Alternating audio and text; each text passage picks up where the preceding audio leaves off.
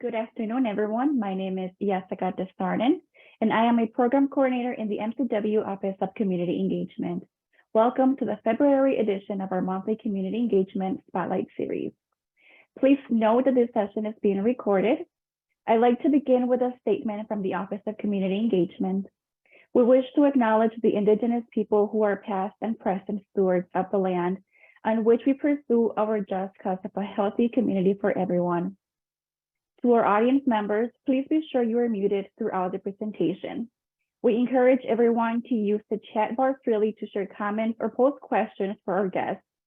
We will be monitoring your questions throughout the session, so feel free to send any as they come to you. Please look for information about upcoming guests on our CE website. You can find our series webpage by Googling MCW CE Spotlight. This monthly series features community partners and the important work they are doing for and with the community. We highlight their goals, motivations, and accomplishments, and the ways they have partnered with people and programs at MCW. February is American Heart Month, which is a time to focus on cardiovascular health, prevention of heart disease, and life-saving strategies. And so today we are deeply honored to have advocates and local and national team members from Project Adam joining us today. At this time, I would like to turn it over to Kelsey Heindel, Program Coordinator in the Office of Community Engagement, who will say a few words about the important work of Project Adam and introduce our future guests. Thank you, Jessica. Project Adam began in 1999 in Wisconsin after the death of Adam Lemel, who was 17 years old when he collapsed and died while playing basketball after suffering cardiac arrest, in which ventricular fibrillation occurred, a condition where the ventricles cannot pump blood into the body. An automated external defibrillator, or an AED, could have saved his life.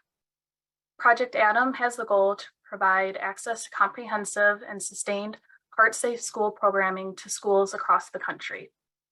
Adam's parents, Patty and Joe, teamed up with Children's Wisconsin to create Project Adam. The goal in Wisconsin is to help establish emergency preparedness programs in schools, communities, and youth sports programs that help to provide a timely and life-saving response in Adam's memory. Children's Wisconsin serves as the national office for Project Adam, which has now expanded to 29 states and 39 affiliate programs. Our guests joining us today are Project Adam team members from Children's Wisconsin and also Children's Hospital at Vanderbilt, Family of Adam, and Project Advocates. Dr. Anup Singh is the Associate Professor of Pediatrics at the Medical College of Wisconsin, the Director of Cardiac Electrophysiology at Children's Wisconsin, the Program Director for the Pediatric Cardiology Fellowship, and the Wisconsin and Co-National Director for Project Adam. Dr. Singh will also serve as our facilitator for today's session. Allie Thompson is the administrator for both Wisconsin and nationally for Project Adam, and holds a master's in business administration and is part of the Herma Heart Institute at Children's Wisconsin. Jody Wenzel, registered nurse and certified pediatric nurse, and serves as the program coordinator for Project Adam. She is also a part of the Herma Heart Institute at Children's. Angel Carter, who is also joining us today, is a registered nurse and serves as a coordinator for Project Adam at Monroe Carroll Jr. Children's Hospital at Vanderbilt.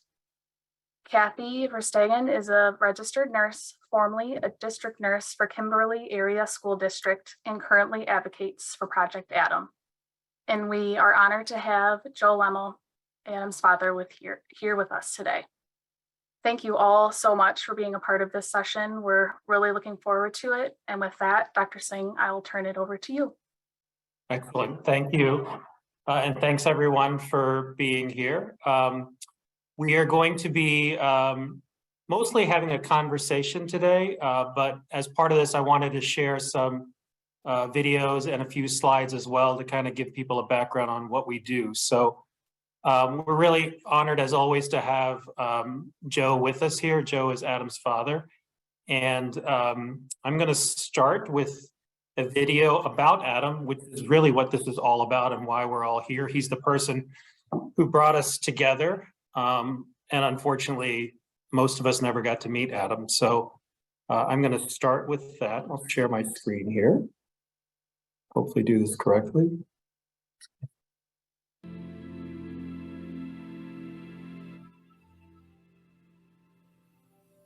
It was a Friday night at a gym in Grafton. Adam was playing in a away game for his high school basketball team. I was in the stands watching him play. He was very athletic. He loved his sports. During a break in the game, he just wasn't very stable with the way he was walking, and he took maybe 1 or 2 steps, and then he just collapsed. I absolutely had no clue what was happening. This couldn't be happening to him. He was just so athletic, just appeared so healthy. What we learned since then was that he could have had a chance. There's about a 2 to 3 minute window that you need to have an AED applied and a shock given. The time it took for me to say, somebody call 911. So think about that in seconds, knowing that we're trying to do this within 2 minutes. It was just too late. I can still see the monitor in front of me with the straight line coming through and the reality of what I was looking at. That night is something I wake up with, live with, go through every day with. It'll never be outside of who I am and what I see. Adam's life couldn't end at the funeral. It needed to be carried on. And there was an obvious path. We needed to create something to say somebody has a cardiac arrest within those 4 walls, whether it's a teacher, a janitor, a parent, a grandparent, or a child. There was a rehearsed process to save that person's life. So that's what launched Project Adam.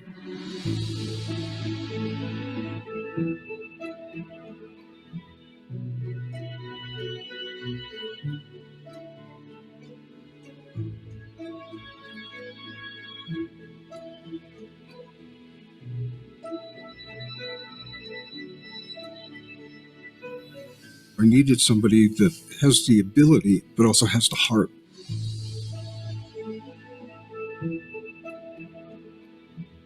I look at the extra work that they do. It's not in their job description. We get all that support from some of the brightest, smartest people I've ever encountered. It's a collective way that we work together that gets to the next step and the next step and the next step. Adam's still making a difference. There was a door that was opened that I never wanted to see, but it was open. It's the cards I was dealt, and I had to make a choice. And the choice was, I can't help my son, but I can help yours.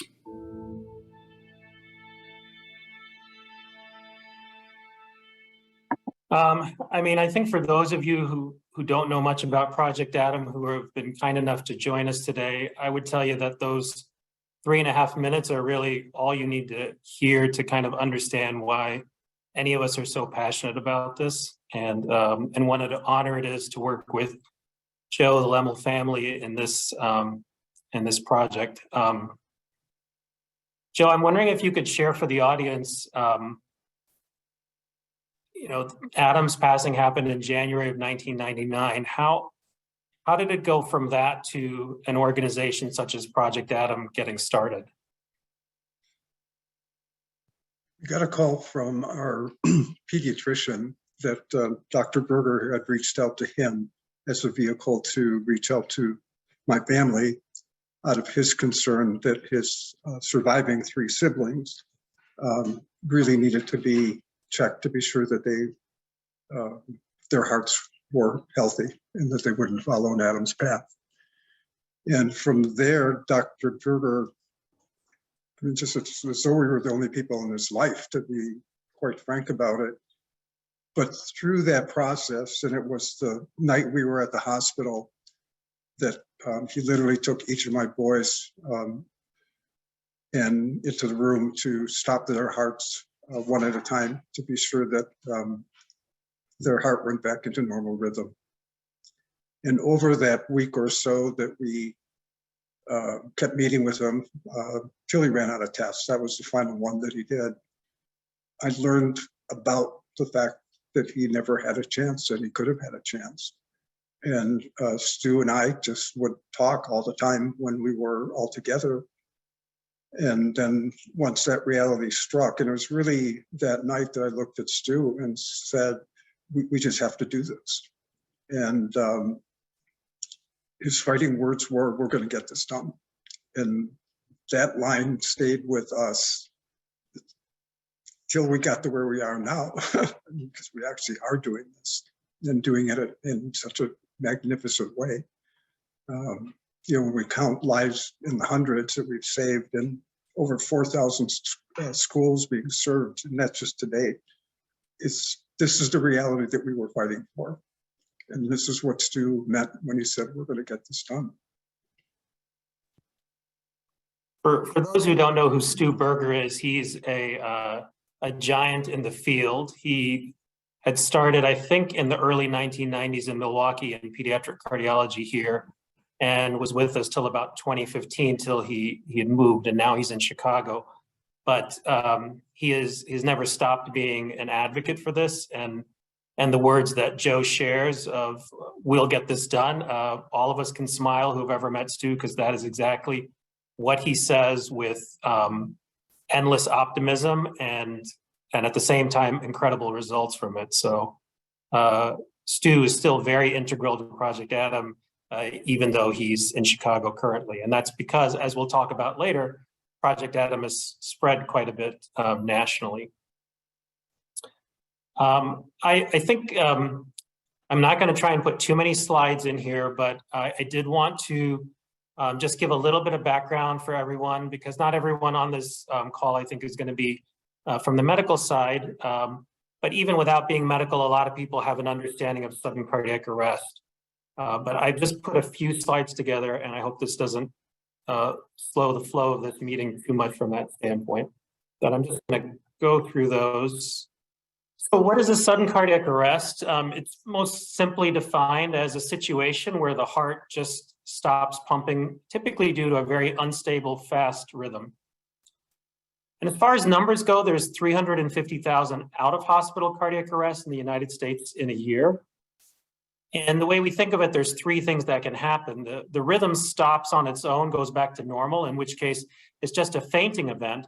And that's why that's a symptom that as medical providers, we screen for regularly. If it does not stop and they're in a life-threatening situation, if someone intervenes with CPR and typically a shock from a defibrillator, they can be saved. And that gives them the chance for survival. And unfortunately, there are a lot where they end up not surviving, and that's sudden cardiac death.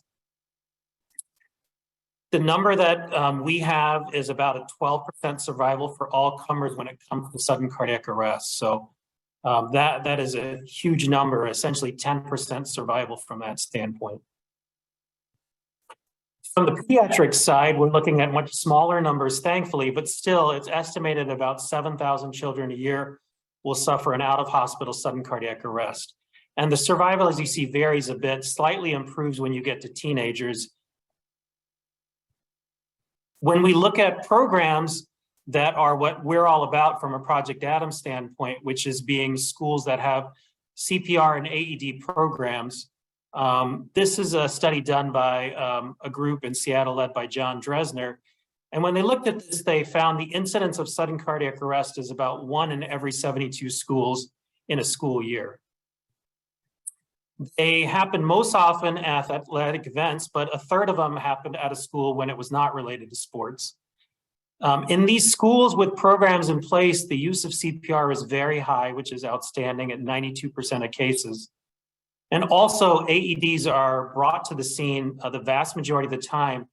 And in the cardiac arrests that happen in these schools, 66%, so 2/3 of the time, an AED shock was needed and indeed delivered. But the number to keep in mind is the survival from this study, which granted was a focused group in a school, but the survival in this with 71%, which was much, much higher than what we see in that 12% overall. Now, there's a lot of factors as to why this number is better, not the least of which is it's a witnessed cardiac arrest. But as we'll talk about, it's the planning and preparation that results in numbers that can be this high. And that's why our passion is in this, because we know that 12% can be a much, much higher number than what we see.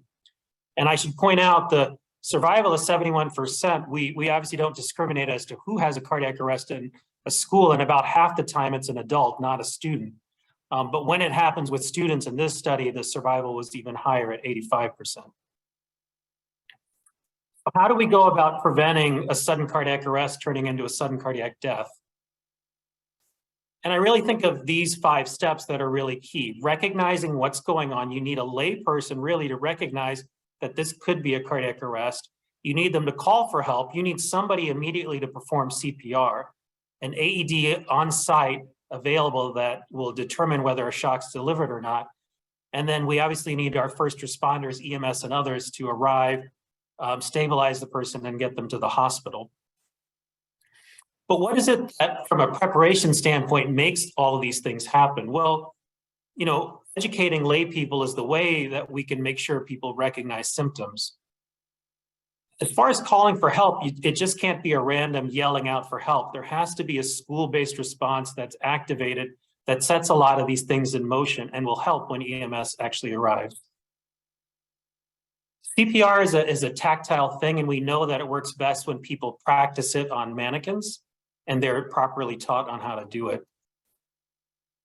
As far as an AED being there, it's not enough for an AED to be on site. It has to be maintained. It has to be in a location where people can find it.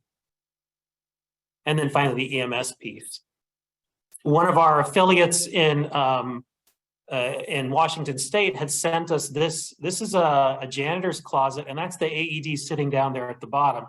And you can imagine this is an AED that's potentially not maintained. It's not known to people where it's located. This is actually a story where they were trying to find this AED that had been graciously donated. So people want to do the right thing, but in this situation, they didn't even know where it was till they found it. And these devices, while they're incredibly important, they need to be kept up, maintained, and whatnot. So I'm going to turn this over now to Allie Thompson and let her start leading further discussion. So Allie, how about it? Thanks, Anoop. As we heard Joe talk about the early years of Project Adam and really getting it off the ground, it was really starting with convincing people that having AEDs, having a program in place was the right thing to do. And so what I want to kind of explore with our team here is what did that look like in Wisconsin, and how did we kind of get to where we are today? So I want to start by asking Kathy a question, and I love hearing this story, so I want you to hear it all from her. What did the early years of Project Adam look like, and how did you find out about the program and that it was something that you should be advocating for in your school? I can remember the day, honestly. It was almost, 1999, right, Joe? And I was a new nurse coming from a NICU situation at Children's Hospital. And when I went into school nursing, I thought, this is awesome. I have all these coaches and staff, and they all have this awesome training. So they're going to be there to support me and my good work. And I found out most teachers have no training. Coaches had at the time 0 training, hardly knew how to put on a Band-Aid, much less save the life of a student if they needed to. And so I just want to, I'll probably thank Joe 10 times during this little chat, because for Joe and Patty to do what they did in that time, to me, I would call my students and I'll say to Joe, you and Patty at that time were just such a ripple maker, because it says 200 people have been saved. And I don't believe that's true. I think it's so many, many more over this last 20 some years that we will never know, We just throw that pebble in the pond and it just keeps going. And that's what I love about this project. So here I was in 99. At the same time, I'm realizing none of my teachers or coaches have training. I have a mom coming to me with a student, high school student, who's an athlete who has a cardiomyopathy. And she says to me, just so you know, CPR won't be enough. She would need this machine. It's called an AED. She would need to be shocked at school. I'm like, okay, I need to figure this out.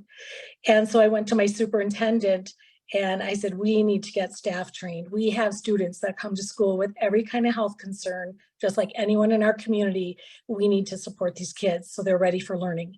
And he said, yeah, go do what you need to do. So I went and got trained as a CPR certified instructor. And shortly after that, my superintendent came into my office and handed me this photocopied little pamphlet from Joe and Patty about this new project they were starting because they had lost their son. And I still have that brochure today, that pamphlet. How many pages it was, I don't quite remember offhand, but I took that back to my desk and I read every word and I highlighted and made notes and researched more, figure out what we needed. And that's where it started. And from there, I went back to my superintendent, who was a great advocate of this program. He believed in me, that I felt it was worthy. And so he just let me run with it. And so all of my administrators over those 20 some years of school nursing were super supportive. And if they weren't, for those of you who know me, I'm pretty assertive. I don't take no for an answer. So I kept going back and explaining to them, not only was it, we were in the job as a school nurse of educating students. We need to make sure students are ready for learning. If we're not meeting their needs, we're not doing our job. And having Project Adam in our school is doing our job. Not just putting an AED up in the janitor's closet, but making sure everyone in our school, no matter if they're trained or not, knows where that is and what is our plan to get it on the scene if we need it in that situation. So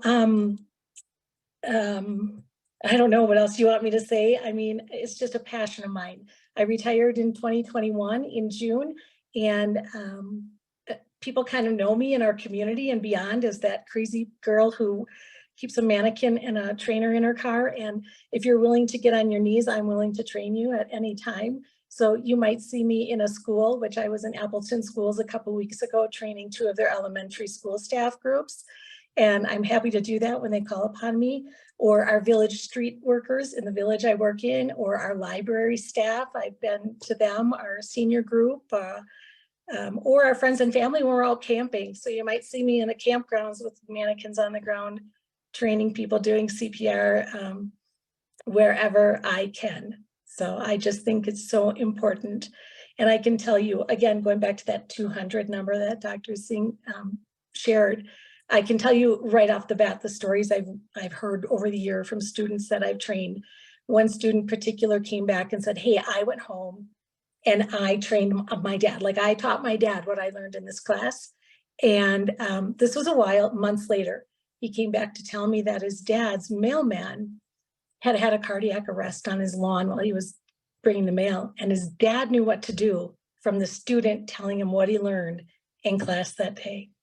That mailman got to go home to his family, So it's stories like that. And even in retirement, my husband says, when I talk about Project Adam, it's just like, just a gift to be able to be part of this. So there, I'll be quiet.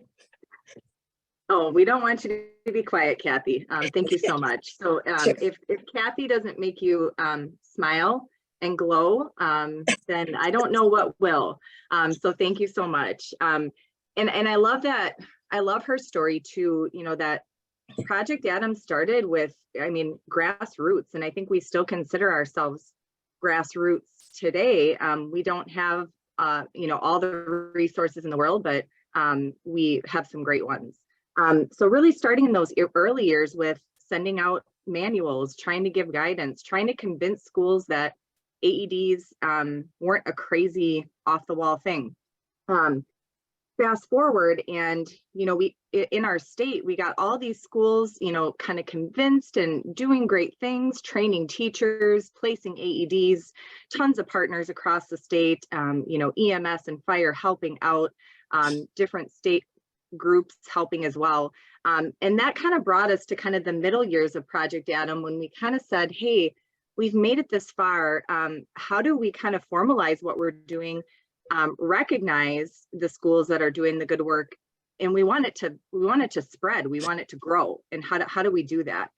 So Jody, this next question is for you, and you can you describe kind of how how this Heart Safe School model that we're doing in Wisconsin, how it really spreads across the state and what it really means to be a Heart Safe School through Project Adam.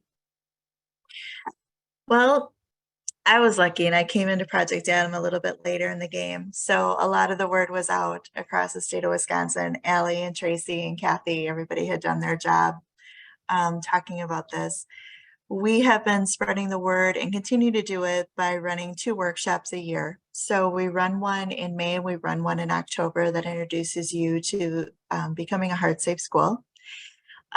We also offer follow-up workshop called the Next Steps. We offer that about 3 months later for anybody who started the process, just to kind of check in and see where they're at and give them some more information to keep them going.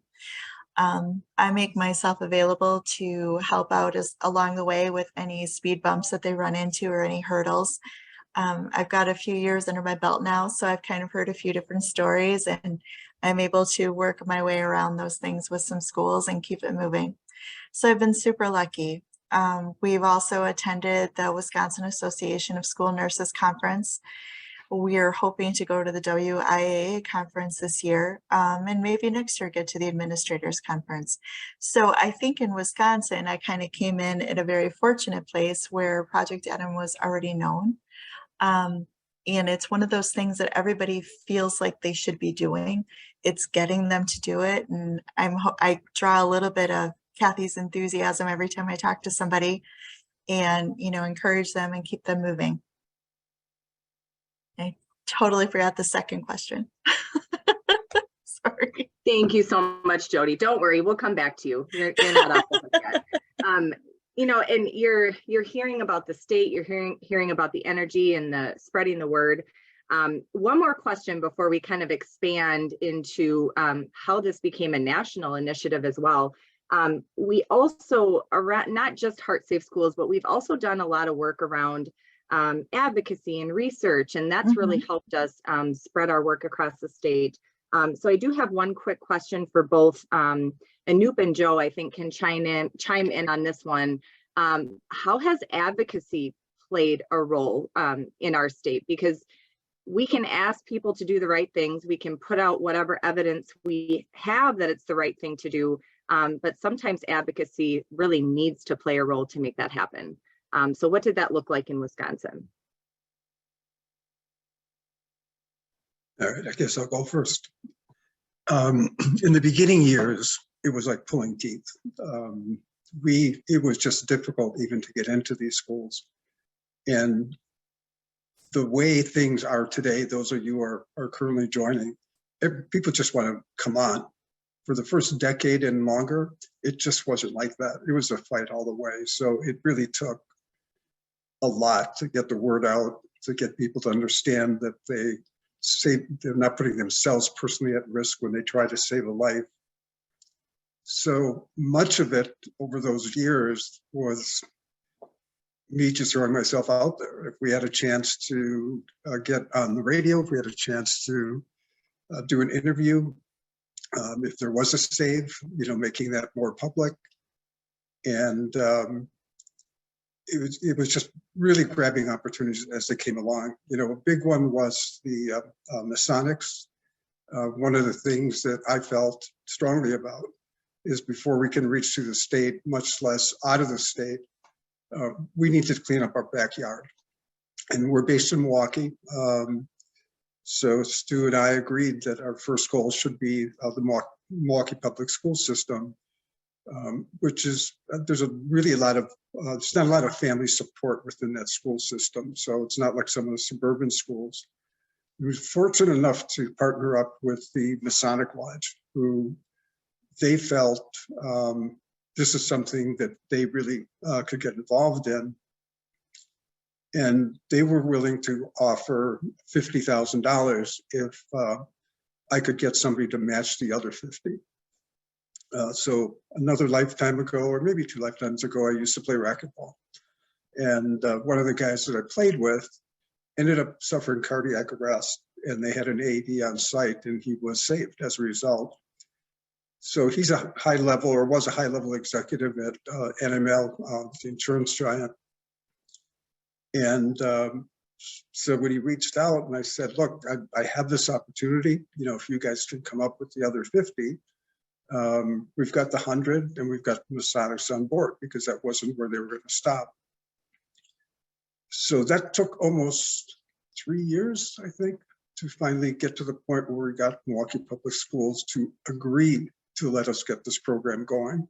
And there were definitely advocates all along the way that kept coming on board, certainly in particular through just Milwaukee Public Schools, because we didn't have the executive support that needed to come from a grassroots level. And then I still remember our first national meeting. I'll never forget it.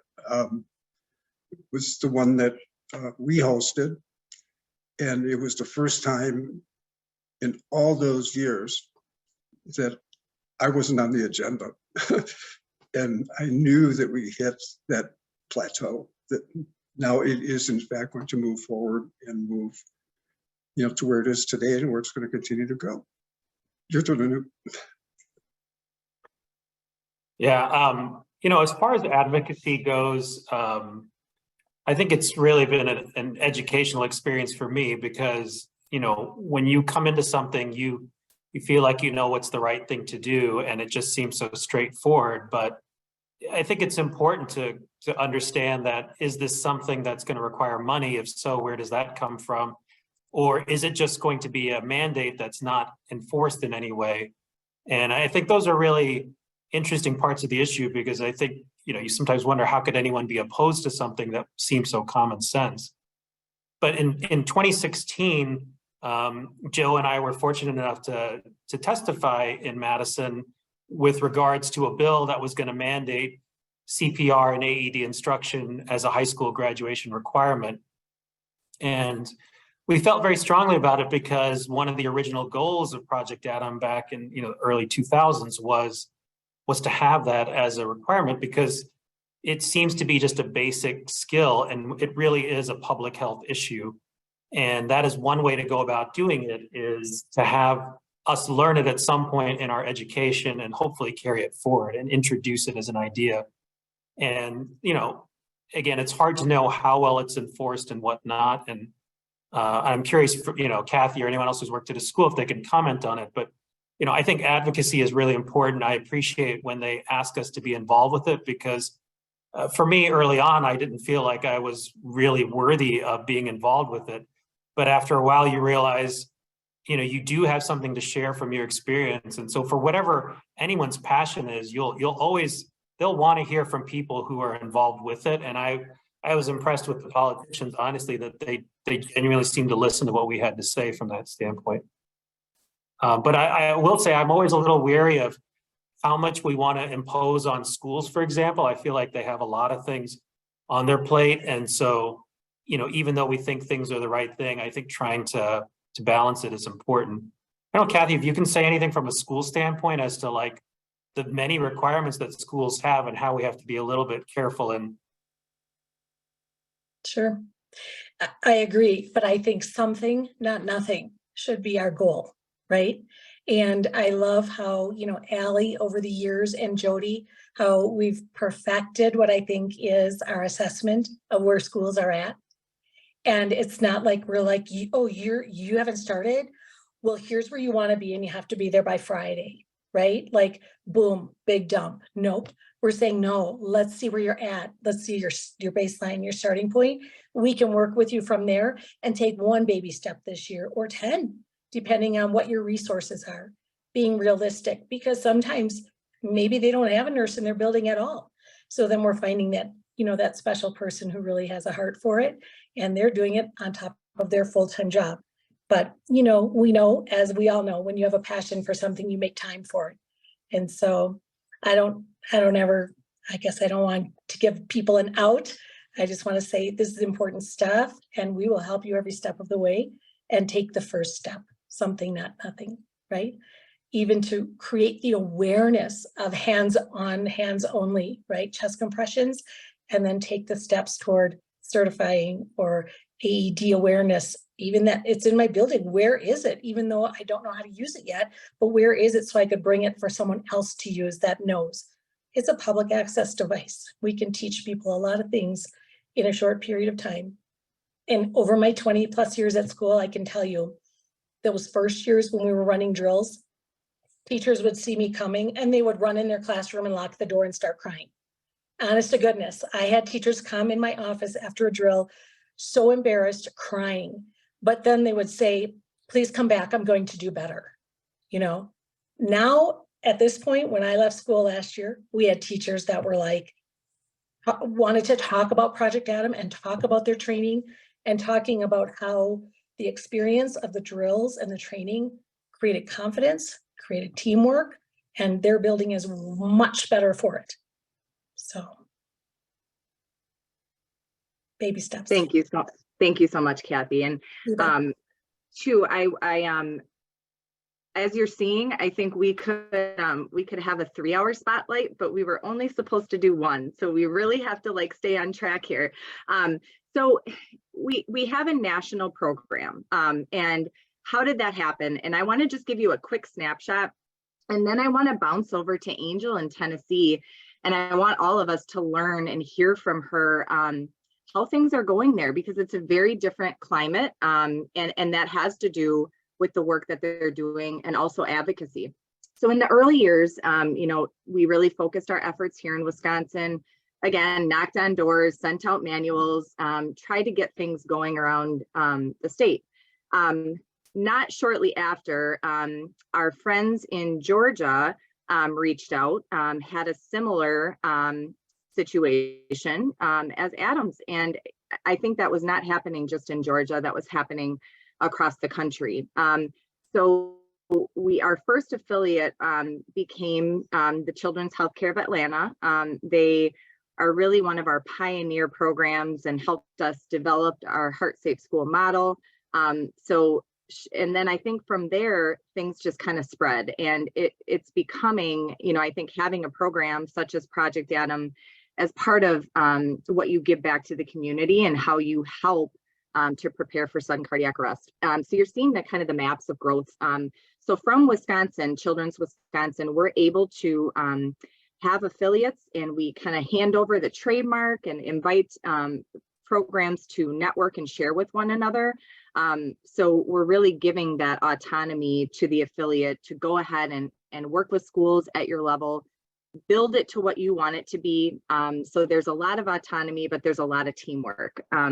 So good gosh, we could have spent a lot of time talking about how this happened and the wonderful team that we have. But today we're at 38 programs in 29 states. And it's amazing. And just hearing Joe say that too, it's really just an incredible team. So with that, I want to ask Angel, you know, first, how did things start in Tennessee? And I don't want to ask you too many questions at once, but, you know, first, how did things start? And then I would love for everyone to hear a little bit about kind of this Tennessee advocacy model for AED drills. But let's first start. How did you guys get started? And that's it. Okay, thank you. So our Middle Tennessee program did not start until 2017, but an East Tennessee program under the direction of Karen Smith began about 5 years prior to us, so around 2012. And interestingly enough, Karen, the program coordinator, had grown up with the governor of Tennessee. And so they were really big buds, and she was able to get in his ear. And I truly think that had a lot, and when you ask Karen, of course, she plays it down, but it had a lot to do with this focus, the governor of Tennessee being interested in AEDs and preparedness. And so around 2016, we had a law passed that highly encouraged, at that time, AEDs were highly encouraged in all of our public schools. But if a public school put an AED on the wall, then they had to do certain things. And it was listed out that you had to do training, you had to teach the teachers where they were located, who was on the response team, and what the response plan was, and that you had to do a CPR AED drill. Now that clause about the CPR AED drill only stayed in the legislation for 1 year. But it was enough that the schools started scrambling and trying to figure out how to do this. So then Middle Tennessee, I think we had a couple of children admitted after having very poor outcomes after a cardiac arrest. And so our current medical director, Dr. Flack, just kept going to the administrative of Children's Hospital and just saying, East Tennessee has this program. We need this program. We need to do better. And it really resonated with them when she was able to share these stories. I think a lot of times we gain momentum, unfortunately, through tragedy, much how this program began. But they consented to bringing us on. Even though that was only in the legislation for 1 year, it started the spark. And now that it's been removed, it rests in a different place. And so in 2017, they implemented legislation around that our high school students, but it's very vague. It just says junior or senior high students, whatever that means. Is junior middle school, is junior 11th grade? I don't know. But if you have to teach them how to use an AED and how to perform CPR, including the mechanics of providing compressions. And you must do a CPR AED drill so that they understand the plan and how to implement it. So that's where the AED drill requirement lies now, is that just the schools that are teaching the students that must do them. But that 1 year, I think, gave schools sort of that aha moment of, wow, this is important. This is real. This is a true learning opportunity. And they actually want to do them more. So even though it was removed from the legislation, the overarching legislation that mandated every school had to do it, every school's still doing it. And so they are doing AED drills. They've stepped it up now and they want to do 2 a year, most of them. And now that AEDs are required, they just have followed that old legislation to the letter. It's amazing because they really, truly want to do this. That's fantastic. Thank you, Angel, for sharing that, because I think it's when you look at Wisconsin and compare it to Tennessee, we're in a little bit of a different, as far as legislation is concerned. Our schools don't have to have AEDs, don't have to have plans by law. So it's just interesting to hear, how it turned from kind of fear to more engagement and confidence and comfortability. Sure. Yeah, I do think there is a certain skill to going into a school and running a drill with teachers where they, and much to Kathy's point of them running in their office and crying, that's real. Their fear and their anxiety when we enter the school building is very real to them. And so it takes some time and learning how to finesse your approach to this whole thing and helping them understand that it's just a learning moment. That's all this is an exercise to learn and to get better. So it's taken time to get there, but we're there, I think. Awesome. Well, we are getting close to time, and I just wanted to share a video from our partners in Georgia. That's I think a very nice kind of instruction of how it all works together. And Richard, who you'll hear narrating this, is a legend in Project Adam. He's also retired, but like Kathy, we find that people who retire somehow still stay very involved, and he is very much still involved from that standpoint. So if you will, I've just got one last one to show, and then we'll leave it for final comments.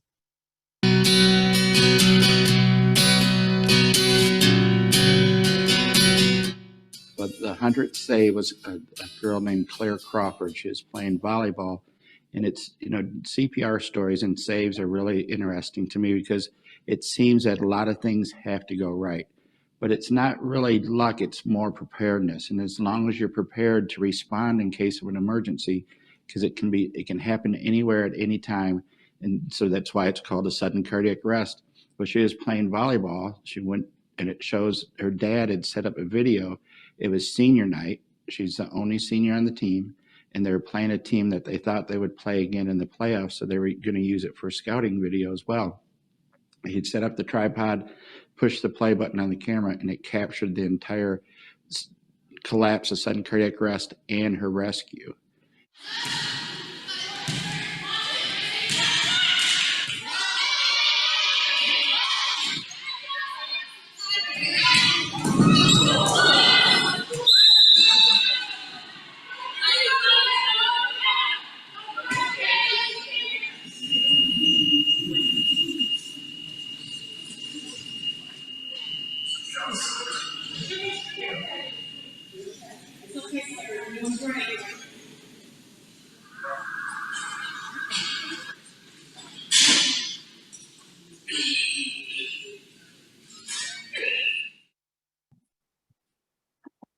And that video really shows an AED is helpful, right? But that response is not, that's no mistake. And that's not just hoping to have a physician in the stands, hoping to have a nurse in the stands.